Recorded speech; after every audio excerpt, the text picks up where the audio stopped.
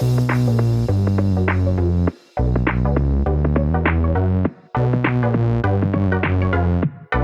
welcome everybody to another episode of Chris and Dave's Reality Cast. I'm one of your hosts, Chris Phelps, and my co-host and very good friend of this not daily podcast is Mr. Dave Horrocks.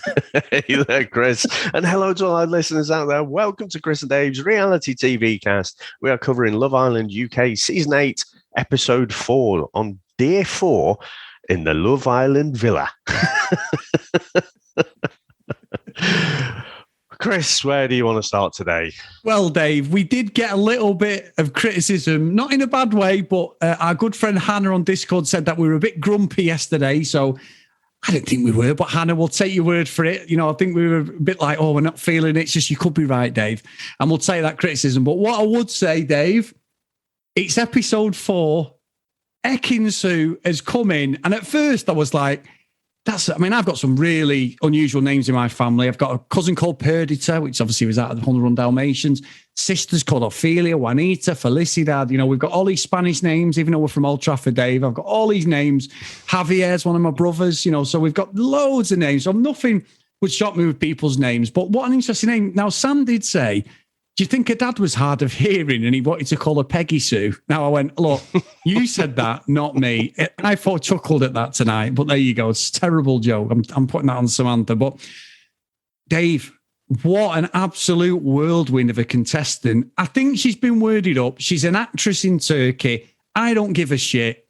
I'm here for Ekin-Su to cause trouble. And she did that tonight, my friend. We've seen it so many times, haven't we, where people say, oh, yeah, I'm going to come in, I'm going to shake things up. So you just get kind of blasé to it. It's like, yeah, I've heard this all before, but fuck-a-doodle-doo, she actually did. Now, it says she's an actress. I mean, I went on IMDb. She's got one credit. And if you scroll down and down and down again on the cast list, you eventually find her. So it's like... I'm not saying it's a bit of a stretch, but it's a bit of a fucking stretch. But again, don't care really. She's come in there. She's not just a bit more mature. She knows what she wants. She's just very, very forward anyway. But I think the maturity gap, you know, really shows. And the thing is, all the other girls are fucking hating her, aren't they? You know, because it's great. It's because great. She just goes after what she wants. She doesn't fuck about. She asks the direct questions, and they've been fannying about for 3 or 4 days to just fucking, let everyone's waiting for everyone else to come to them. Whereas she's actually shaking things up and making things happen. Chris, my favorite episode so far of the season. Love Island has fucking started. Yes, I'm with you, Dave, because you're right. I mean, what made me laugh is when the girls are all bitch. And to be fair, it was more Gemma was bitching. I get it, territorial. Davide, Ekin-Su had her sights on. But when she's slagging her off, and then Ekin-Su comes in and goes, hi, everyone, in the bedroom. I was like, oh, we've all been there. Come over and sit over here. Yeah. Are you okay? You having a good time? Before it, she's like the fucking patronising bitch. I'm not having that. And I must admit, Dave, okay, I'm trying my hardest to give a bit of perspective on Gemma, trying to think that maybe it's just the way she's brought in a thing, but straight away in the fucking VT room. Well, 9 out of 10 times, I get what I want, and I'm like, oh, you fucking absolutely... You're playing up to what I think that she is. She's very spoiled, and she's got her own way all her life, and I'm trying not to be that fucking judgmental, but it's so difficult when she says stupid things like that. She is Veruca Salt. I think it was it on the what a message. Discord or was it on Facebook? I can't remember. Facebook. Yeah, Veruca Salt nailed it. That is who she is, and I'm cutting her a bit of slack because of the age. But then again, she does put herself up there. You know, we all know what Love Island is. We all know, you know, what the social media kind of gets like and stuff. So you put yourself out there. But she does come across pretty horribly. And I do think part of that is just her age and immaturity. And she has gone through school. I'm sure I said yesterday, you know, she's probably like, you know, one of the best looking girls in school. Everyone's falling over her and stuff. Everyone knows who she is. But, you know, and there's an arrogance that comes with that. And I was loving it though, because she was like talking about Ekin-Su. And she's like, if you say one other patronizing comment, you can shove it up your ass. Yes, I'm loving this. You know what? We're fucking bitches, aren't we, though? Because when it's in real life, you'd be like, oh, this is ridiculous. But in the context of Love Island, we want people being shithouses, people like stirring the pot. And look, she's coming, like you said, she's been a bit of a whirlwind. Exactly what we needed. She's very upbeat. She's got good energy. I mean, Afi is a lovely girl as well. But I mean, she had a little bit of a discussion with Ekin-Su. I basically said, like, you're my type. He was loving that. Perfect. That's what we want. They both come in and set the sights on somebody who they like. But it was just so refreshing to feel like you said, like Love Island was back. This is what we wanted. And I think I think it'd have been better if she'd have come in as the bombshell, not Davide on day one, Dave. If she'd have come in, it had already gone. I mean, it's gone off now, but it would have been even better, I think, because it's just perfect the way she's done it. And David, I mean, I must admit, I was with Gemma when she went, oh, this is fucking cringe. When they were doing curls and that, I was like, this is brilliant. But I must admit, if I'd have been in that situation, I think I'd have got up and gone, oh, fuck this sort of Game of Soldiers. So it works. But when Gemma was talking with Davide before she came, there was a bit of a whirlwind thing, had a bit of a discussion. My God. The conversation between the two. And then there was that awkward pause, wasn't there? And I'm just like... Painful silence. There is so much between them physically. The two aesthetically beautiful, good-looking people. But fucking personality-wise, Dave, there is fuck all on toast between these two. Absolutely nothing. And they will not be together. And she then set her sights on Luca, didn't she, Gemma? I think she's realised that she's not going to be second best. That's fine. You should never set up a second best. But straight away, she's like, oh, I like a bit of Luca. So fair enough. But what a brilliant episode. Yeah, I mean, it's not all on Gemma, obviously, that painful silence. I just think Davide's just never, ever had to work for it. Whereas you see someone like Luca, he's got the chat. You know, all Gemma said was, have you got 3 words to describe me? And he's like, you hear the crickets in the background. And it's like... yeah, you're beautiful, right? You have to think really fucking hard for that one. And then he's like, you don't take any shit. And I'm sure he said something like, she's got bollocks or something like that. It's like, fuck me, you have got no chemistry, you two, whatsoever. When they're talking, you can see they're on just different wavelengths.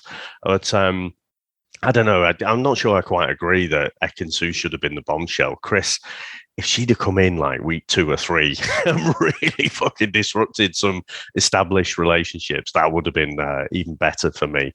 But I mean, when they both came in, they both had dates with Liam, and it seemed, again, Ekin-Su was definitely the more flirty out of the two. And, she seemed to be giving Liam a few compliments, but then when she got into the villa, dropped him like a stone, it seems. But Liam, I think, comes across quite nice for me, like a nice boy. Hopefully his voice will break one day. I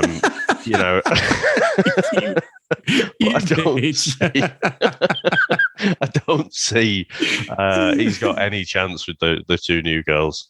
No, I don't think, Dave. And he's quite honest in his assessment when he's in the diary room and he's chatting and everything. And I think it's nice, the whole thing. I mean, Ekin-Su did pull Andrew as well, didn't she? And had a bit of a chat with him. And Tasha was a bit put out. She was laughing and it's part of the game. But I think even Gemma, David, she's going, well, I know, like, you've got to speak to her, Davide, because it's part of the show and you've got to explore it. But I do understand that. And it's part of the game. And I'm just like, oh, please, Gemma, just stop. Just stop now. It's not. I do think what's going to happen now is there is going to be an almighty kickoff. I think Gemma, to be fair, has got that about her where she will go for Ekin-Su or anyone else if she thinks she's been hard done to. Like I said about Luca in the last episode, she's got that little bit of where she'll stand her ground. So whether that's right or wrong, I think it'll make for good TV, and we'll see tomorrow night if it does kick off. Because to be fair, Dave, I've not been watching the preview things. Like what's happening tonight. It was funny. Jordan said it tonight to me. She went, "Have you watched any of the things, Dad?" I went, "You know what?" I said, I used to be like, I think it was about 2:00 they released it, and me and you be sending it to each. Have you seen it? Have you seen it? So I'll have to get back on that. But it's been nice going into the episodes and not knowing what to expect, even with the little mini previews. So, yeah, I think it's ramped up, Dave. And I love the fact also, I want to read out, Dave, our great friend Derek. Have you seen that? He's done his Pot Pickers Instagram numbers. Yeah. So we've got that, Dave. I'm going to do it in the Smashing Nicey voice, Dave, so I will do that. Do you want me to do that now, or shall I leave that for later? No, go on. Okay. We can do it now. This is terrible. Here we go. So big thanks to Derek. Amazing what he does on our Facebook page. Get over to Chris and Dave's reality cast, TV cast, guys. You just need to go on. We'll accept you. Come on in. And there's loads of people over there now. We've got a new Patreon as well. Zoe's come over there, Dave. She's going through our back catalogue, and she's on our new Patreon. So welcome, Zoe, as well. So really good stuff. So, Dave, welcome, Pod Pickers. Today, here we have, Dave. So at number 13, we have Afia. She started with 4,736 followers. She's up by 1,897, Dave. That's 67%. And now I'm saying this because Derek's done all the work, Dave, like I'm a smart ass. I'm not, obviously. Akina, he's at 27,400. He's up by 20,500, Dave. So that's good. Andrew started at 29,000. He's at 49. We've got Dammy at 30,000. He's at 50. Amber, 32. She's at 55. Davide, he's up, Dave. Davide's gone up a lot here, 973%. He's at 100,000 followers from 55. But again, they've all got big followers. Liam at 77,000 roughly. He's gone up by 63. So he's at 130 something. I'm not even doing the maths on that one, Dave. Paige, she's at 77. She's up to 130, 540. India, 140 from 88. Tasha, 95,000. She's up to 163.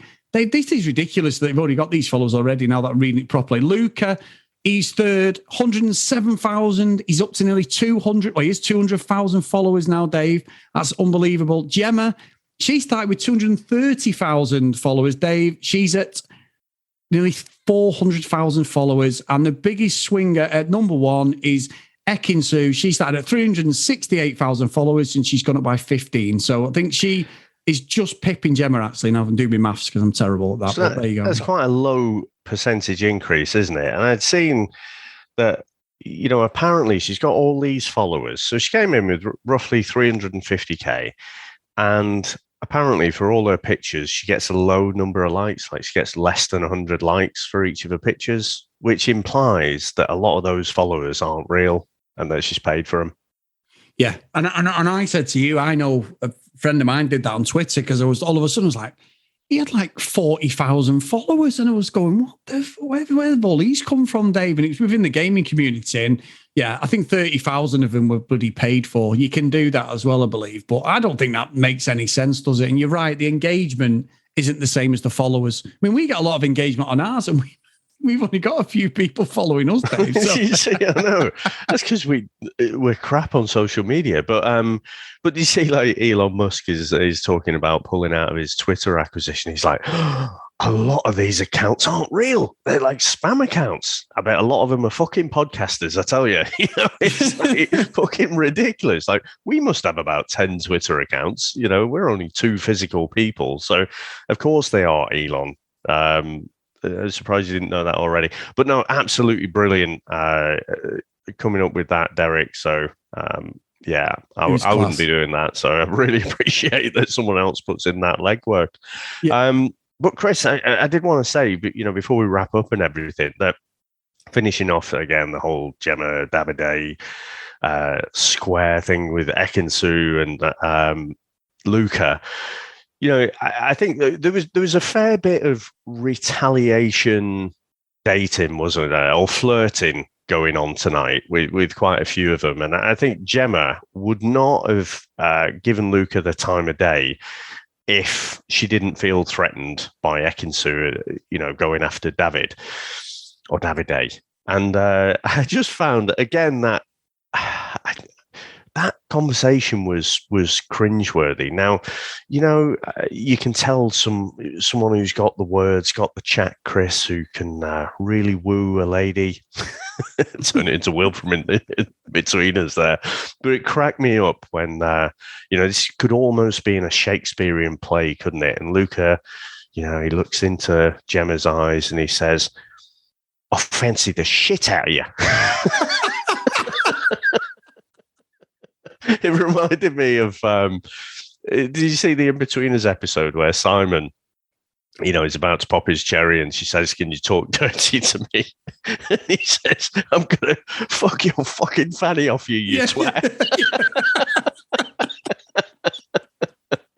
I don't know why it just reminded me of that. But what do you think of Luca? Because, I mean, he seems to profess his number ones quite freely to basically anyone he's speaking to.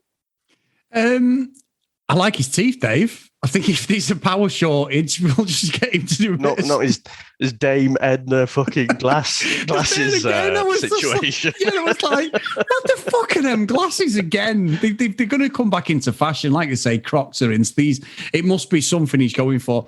I don't mind Luca, Dave. I know he's a bit split online. People sort of say, "Oh, he's a bit of a dick and that," but I don't mind him. I don't think he's done anything wrong, if I'm being completely honest. So I think it might go with Gemma, but it's also whether he buys into it. Look, they're going to get desperate, Dave. When there's a recoupling and there's a potential for somebody getting booted off, everyone's just going to be shooting the shot, aren't they? No matter who they are. Because what I don't want, and we're going to get it, is that fucking friend, like you always say, friend island. And you're right, that, I don't want them going because we're on holiday. I don't want my friend going. And then the girls take offense because one of the guys doesn't pick their friend. Doesn't save them. Yeah, or the other way around. The guys get offended and the girl's not saving them. But it's not about that. It's fucking Love Island, not Friend Island. I think your assessment of that a couple of years ago is brilliant. You're so right. It's like, you're there for fucking love. Well, because the worst one for that, I think, was the first Australian series. They kept every fucker in for weeks, didn't they?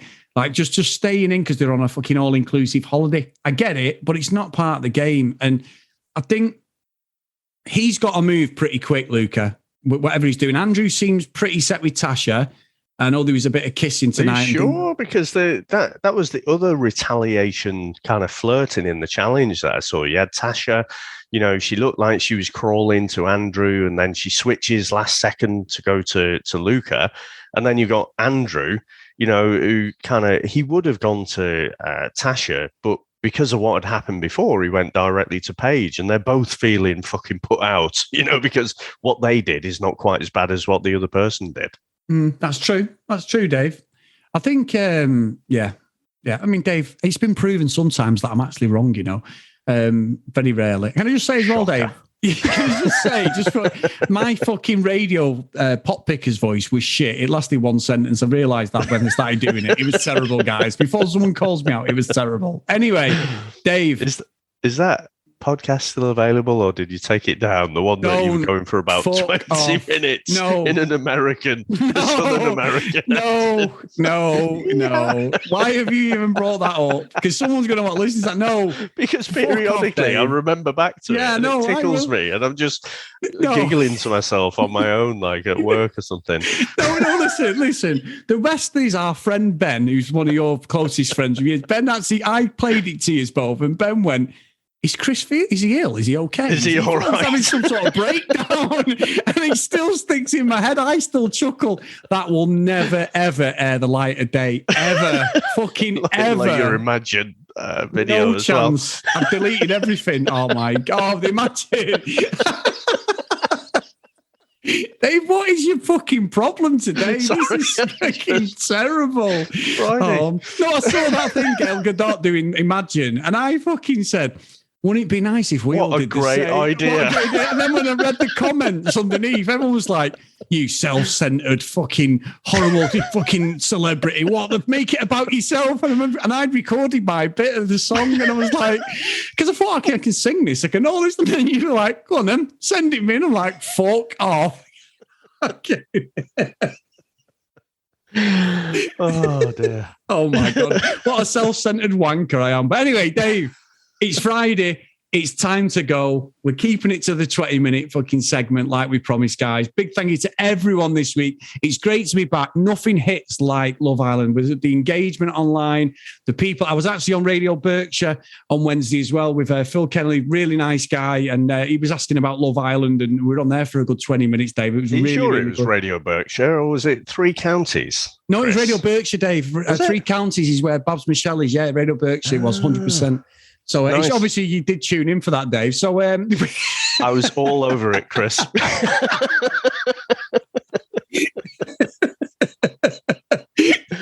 to the support. But anyway, get over to Patreon, guys, if you want to support us a bit more. Thank you so much. Patreon.com/CD Realitycast. If you want to email us, cdrealitycast@gmail.com. And if you want to follow us on social media @CD Realitycast. And as I said before, Chris and Dave's Reality TV Cast, get on Facebook. We're always on there chatting with everyone. And there's some great bits of tea spilt, people chatting, telling us things we don't know, and we have a good chat, guys. So thank you. So today's roll call of honour is our new patron, Zoe, Tom, Gillian, Keith, Helen, Brianna, Noreen, Joanna, Katie, Dee Dee, Hannah, Priscilla, Susan, Lauren, and Lucky Lulu Green. So thank you so much, guys. And as we go into the weekend, we've done it every fucking day this week, Dave, and we'll be doing it again. We'll speak to you again tomorrow. Yeah, we'll speak to you tomorrow. Have a good weekend, mate. And I'm not speaking to you now until tomorrow after the abuse you give me today. But there you go. Bye. Bye, everyone.